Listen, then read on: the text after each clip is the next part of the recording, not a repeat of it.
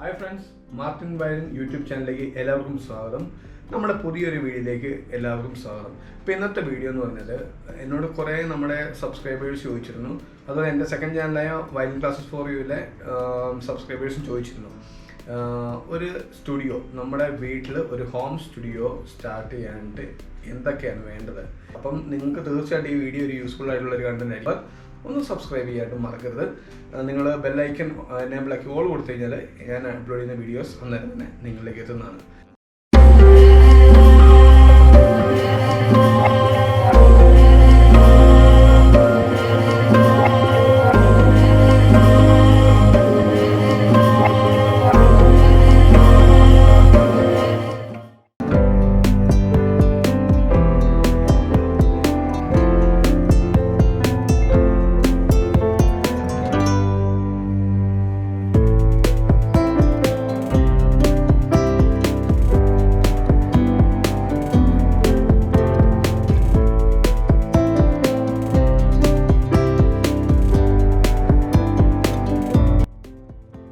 അപ്പം നമ്മുടെ സ്റ്റുഡിയോയിലോട്ട് ഒന്ന് കയറുവാണ്. നമ്മുടെ സ്റ്റുഡിയോയും പിന്നെ നമ്മുടെ ക്ലാസ് റൂമും കൂടിയാണിത്. അപ്പോൾ ഇതാണ് എൻ്റെ ചെറിയൊരു സ്റ്റുഡിയോ സെറ്റപ്പ്.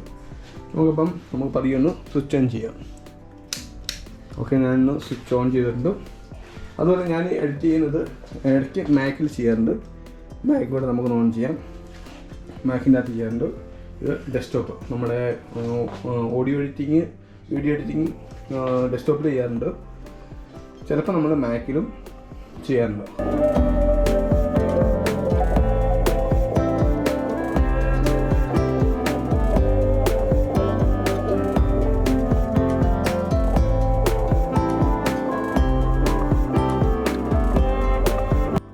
അടുത്തത് ഞാൻ നിങ്ങൾക്ക് പരിചയപ്പെടുത്തി തരാം. ഒരു റെക്കോർഡിംഗ് സ്റ്റുഡിയോയ്ക്ക് ആവശ്യമായിട്ടുള്ള നമുക്ക് എന്തൊക്കെ വേണമെന്നൊന്ന് ജസ്റ്റ് ഞാനൊന്ന് പരിചയപ്പെടുത്തി തരാം.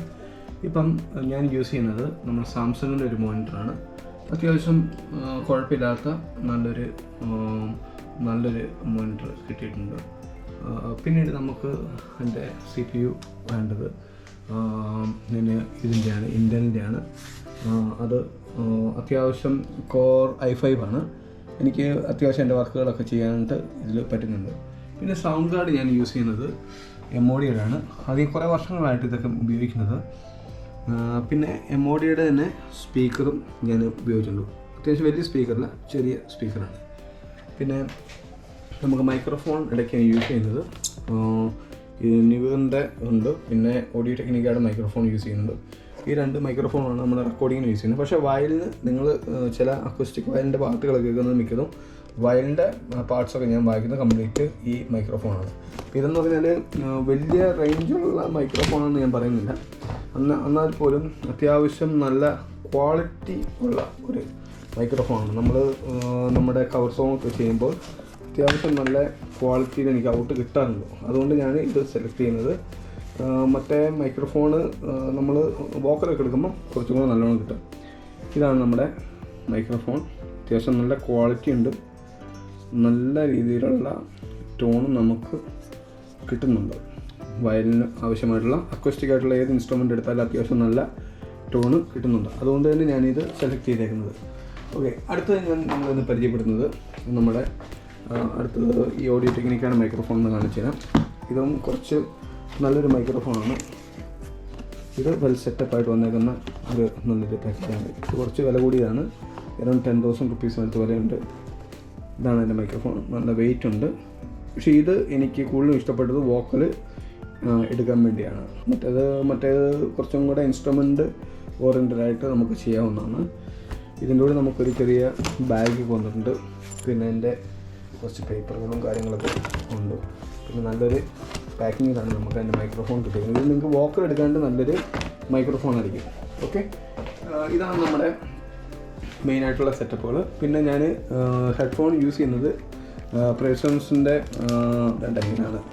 പ്രേസോൺസിൻ്റെ ഹെഡ്ഫോണാണ് യൂസ് ചെയ്യുന്നത്. പിന്നെ വേറെ രണ്ടെണ്ണം ഉണ്ട്.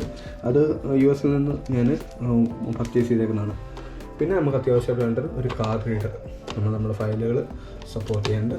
പിന്നെ നമുക്ക് നമ്മുടെ വർക്കുകളൊക്കെ നമുക്ക് വീഡിയോ എഡിറ്റിംഗ് ആണ് നമ്മളിപ്പം ഉപയോഗിക്കുന്നത്. അൾട്രായുടെ 64 GB ഉണ്ട്, 1 GB ഉണ്ട്, സാൻഡിസ്കിൻ്റെ നമ്മൾ മെമ്മറി കാർഡ് യൂസ് ചെയ്യാറുണ്ട്.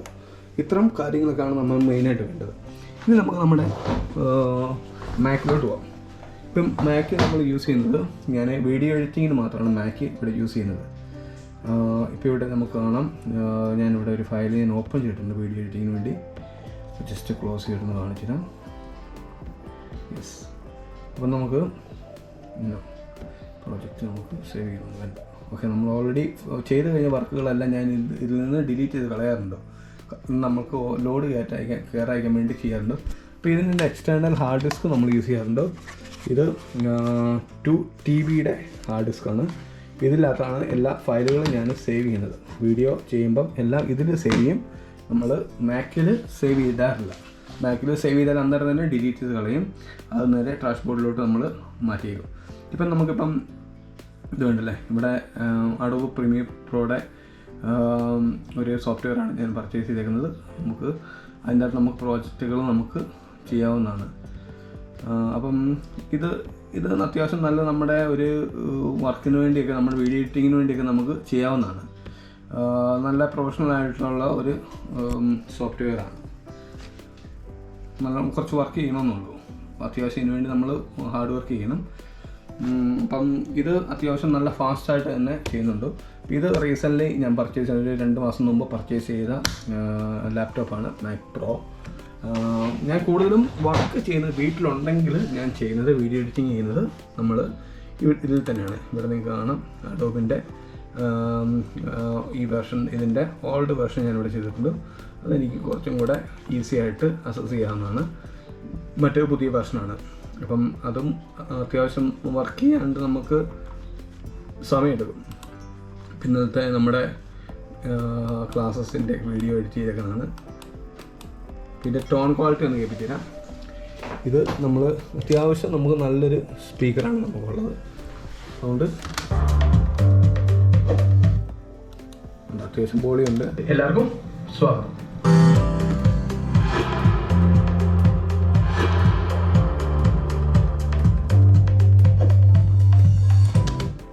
ഇതാണ് എൻ്റെ ക്വാളിറ്റി. അത്യാവശ്യം വലിയ കുഴപ്പമില്ലാതെ.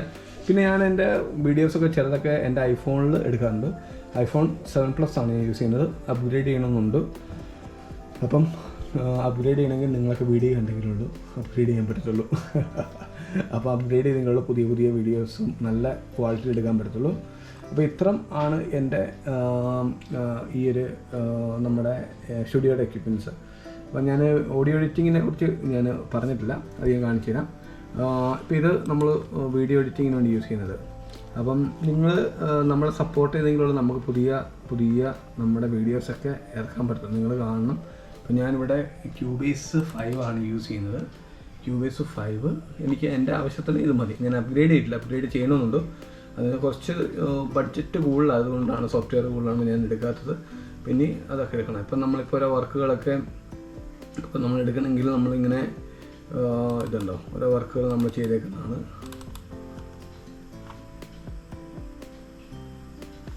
ഇത് ലോഡ് ചെയ്തുകൊണ്ടിരിക്കുകയാണ് പ്രോജക്റ്റ്, പഴയ പ്രോജക്റ്റാണ്. അപ്പോൾ ഇത് ഇത്തരം കാര്യങ്ങളൊക്കെ നമ്മൾ ചെയ്ത വർക്കുകളാണ്. ഇത് നമുക്ക് ഇതിൻ്റെ ഡീറ്റെയിൽ വീഡിയോ, അതായത് നിങ്ങൾക്ക് അടുത്ത വീഡിയോയിൽ ഞാൻ തരുന്നതാണ്. നമ്മുടെ ഈ ക്യൂബേസിനെ കുറിച്ചുള്ള പുതിയ വിവരങ്ങൾ, അതെങ്ങനെ റെക്കോർഡ് ചെയ്യണം, ഈസി ആയിട്ട് നിങ്ങൾക്ക് എങ്ങനെ ചെയ്യാന്നുള്ളത്. ഇപ്പോൾ നിങ്ങൾക്ക് സൗണ്ട് കാർഡ് മസ്റ്റായിട്ടും വേണം. സൗണ്ട് കാർഡ് മസ്റ്റായിട്ട് ഉണ്ടെങ്കിലുള്ളൂ നിങ്ങൾക്ക് ഇത് റെക്കോർഡ് ചെയ്യാൻ പറ്റുള്ളൂ. അല്ലെങ്കിൽ നോയിസിൻ്റെ പ്രശ്നങ്ങളൊക്കെ വരും. എന്നോട് എല്ലാവരും ചോദിക്കുന്നുണ്ട്, ഇല്ലാതെ ചുമ്മാ കണക്ട് ചെയ്ത് അങ്ങനെ ചെയ്ത് കഴിഞ്ഞാൽ എൻ്റെ ക്വാളിറ്റി ഉണ്ടാകില്ല. അറ്റ്ലീസ്റ്റ് നമുക്ക് ഈ ഒരു എമോഡിയോയുടെ ഒരു ഇതിങ്ങനെ ഉണ്ടാകും. ഒത്തിരി കമ്പനികളുടെ നമുക്ക് കിട്ടാനുണ്ട്. പിന്നെ നമുക്ക് ക്വാളിറ്റിക്ക് വേണ്ടി നമുക്ക് ഇതിൻ്റെ എക്സ്പോർട്ട് ചെയ്യുന്നതും ഇമ്പോർട്ട് ചെയ്യുന്നതെല്ലാം നല്ല ക്വാളിറ്റി ഫയലായിരിക്കണം. അതുകൊണ്ടാണ് ഞാൻ ഈ നമ്മുടെ മാക്കിങ് യൂസ് ചെയ്യുന്നത്. വീഡിയോ നല്ലോണം നമുക്ക് കിട്ടാൻ വേണ്ടി നമ്മൾ ഈ മാക്ക് തന്നെ യൂസ് ചെയ്യാറുണ്ട്. ഇപ്പം ഞാൻ എടുക്കുന്ന ക്യാമറ എന്ന് പറഞ്ഞാൽ GoPro തന്നെയാണ് ഇപ്പോൾ യൂസ് ചെയ്യുന്നത്. GoPro 10 ആണ് ഞാൻ യൂസ് ചെയ്യുന്ന ക്യാമറാസ് എന്ന് പറഞ്ഞാൽ. അത് ഞാൻ വേറൊരു വീഡിയോ ചെയ്യാം. യൂസ് ചെയ്യുന്നത് Canon 700D ചെയ്യാറുണ്ട്, അത് അപ്ഗ്രേഡ് ചെയ്യേണ്ടതായിട്ടുണ്ട്. പിന്നെ GX7 Mark II യൂസ് ചെയ്യുന്നുണ്ട് Canonൻ്റെ തന്നെ. പിന്നെ GoPro ചെയ്യാറുണ്ട്. ഇപ്പം നിങ്ങൾ കണ്ടിരിക്കുന്നത് GoPro എന്നുള്ള വിഷ്വൽസാണ്. അപ്പോൾ ഇത്തരം കാര്യങ്ങളൊക്കെയാണ് നമ്മുടെ ഇതിനകത്തുള്ളത്. അപ്പോൾ ഇതിൻ്റെ അകത്ത് എന്തൊക്കെ ചെയ്യണം, എങ്ങനെയാണ് റെക്കോർഡ് ചെയ്യുന്നത് എന്നുള്ളത് ഞാൻ അടുത്തൊരു വീഡിയോയിൽ ചെയ്യുന്നുണ്ട്, ഉടൻ തന്നെ ചെയ്യുന്നുണ്ട്. അപ്പോൾ ഒന്നും കൂടെ കാണിച്ചു തരാം. നിങ്ങൾ മേടിക്കുമ്പോൾ അത്യാവശ്യം ഇതിൻ്റെ GB കൂടെ പറഞ്ഞുതരാം. ഇപ്പം നമ്മളൊരു നമ്മളൊരു അത്യാവശ്യം നല്ലൊരു കമ്പ്യൂട്ടർ എടുക്കുമ്പം നമുക്കൊരു 60 GB എങ്കിലും ഹാർഡ് ഡിസ്ക് ഉണ്ടായെങ്കിൽ നമുക്ക് കുറച്ചും കൂടെ നല്ലോണം നമ്മുടെ വർക്കുകളൊക്കെ നല്ലോണം ചെയ്യാൻ പറ്റും. അന്നെങ്കിലുള്ള നമുക്ക് 16 GB എങ്കിലും വേണം, 8 GB മിനിമം വേണം. നമ്മുടെ വർക്ക് ലോഡ് അനുസരിച്ച് നമ്മുടെ സിസ്റ്റം ഹാങ് ആകാൻ ചാൻസ് ഉണ്ട്. അതുകൊണ്ട് അത്യാവശ്യം നല്ല GB ഉള്ള ഒരു പ്രോസസ്സർ നമുക്ക് വേണം, തീർച്ചയായിട്ടും വേണം. പിന്നെ നമ്മൾ ഇതിൻ്റെ അകത്ത് ഈ പറഞ്ഞ പോലെ തന്നെ ഒരു എക്സ്റ്റേണൽ ഹാർഡ് ഡിസ്ക് നിങ്ങൾ മേടിച്ച് വെക്കുകയാണെങ്കിൽ വളരെ യൂസ്ഫുൾ ആയിരിക്കും. 2 TB അല്ലെങ്കിൽ 3 TB ഒക്കെ മേടിച്ച് വെക്കുകയാണെങ്കിൽ നിങ്ങൾക്ക് അത്യാവശ്യം നിങ്ങളുടെ ഫയൽ നിങ്ങൾ റെക്കോർഡ് ചെയ്യുന്ന ഇമ്പോർട്ടിങ് ആൻഡ് എക്സ്പോർട്ടിങ് ഫയൽസ് ലിങ്കിൻ്റെ അകത്ത് സേവ് ചെയ്യാൻ പറ്റും. അത് കഴിഞ്ഞ് ആവശ്യമുണ്ടെങ്കിൽ നിങ്ങൾക്ക് സേവ് ചെയ്തിടാം, അല്ലെങ്കിൽ ഡിലീറ്റ് ചെയ്ത് കളയാം. അപ്പോൾ ഇത് നമ്മൾ ഡിലീറ്റ് ചെയ്താലും ഇപ്പോൾ എക്സാമ്പിൾ കാണിച്ചാൽ ഇപ്പം ഞാൻ എന്താണ് ബൈസിക്കിൾ ബിന്നിൻ്റെ അകത്ത് ഇതുണ്ടോ, ഇതിൻ്റെ അകത്ത് കുറേ സാധനങ്ങൾ കിടക്കുക.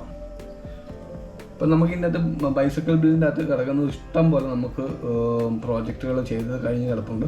അതെല്ലാം നമ്മൾ ഡിലീറ്റ് ചെയ്താൽ എന്തെങ്കിലും നമ്മുടെ സിസ്റ്റം കുറച്ചും കൂടെ ഫ്രീ ആയിട്ട് വരത്തുള്ളൂ. ഓക്കെ, അപ്പോൾ ഇത്രയൊക്കെയാണ് നമ്മുടെ കാര്യങ്ങൾ. അപ്പം നിങ്ങൾക്ക് എല്ലാവർക്കും വീഡിയോ ഇഷ്ടമായെന്ന് കരുതുന്നു.